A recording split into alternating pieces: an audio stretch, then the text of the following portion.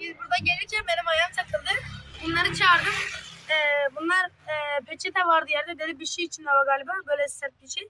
Bu peçeteyi aldı birlikte. Deliği görünce zaten direkt şey anladık.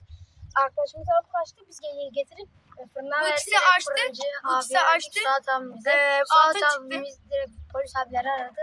Sağ olasın. Şöyle 5 tane.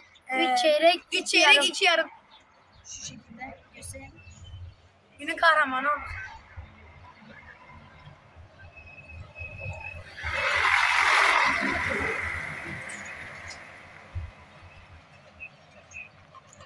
Bir çeyrek Bu burada. arkadaşımız da burada oturuyordu. Deprem yüzünden evleri üç beşik blok vardı. Bir tanesi yıkılmadı. Ağır hasar oldu. Bunun da bu binanın 6 tane kolonu kesmişlerdi dükkan için. Onun için yıkıldı.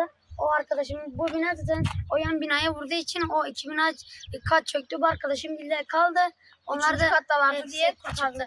Allah'a şükür 3. Allah'a kattaydı. şükür bu şu an yanımızda. Şu an yanımızda yoksa ikinci Ama katta burada da olsa bir tane yanımızda- arkadaşımız da öldü. İsmi Harun. Evet, Harun'a çok dualarımızı iletiyoruz. Allah rahmet eylesin, mekanı cennet olsun.